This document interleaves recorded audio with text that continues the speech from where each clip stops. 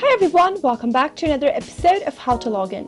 In today's video, I'm going to show you how to recover your Tinder account. If you've recently changed your phone number and you'd like to recover your Tinder account, then what you can do is simply follow the process and you'll be able to solve the issue in a minute. Keep watching the video till the end and don't forget to subscribe to our channel by hitting the subscribe button and press the notification bell icon so that you'll never miss another update from us. First, you can open up your Tinder application or simply go and open up a web browser and type in tinder.com and search. As soon as you open the website, click on the login button and when it asks for your login information, click on Trouble Login In option at the bottom of the page. Now, enter your email address that is associated with your Tinder account and tap on Send Email. Now, go and check your email since you'll be receiving an email from your Tinder account which will help you with the instructions on recovering your account. Open up the email that you received and tap on the login link. And that way you'll be able to recover your Tinder account. You can also log in without your phone number by simply entering your email address. Now, if you'd like to change your phone number into something new, go and click on your profile picture at the bottom right.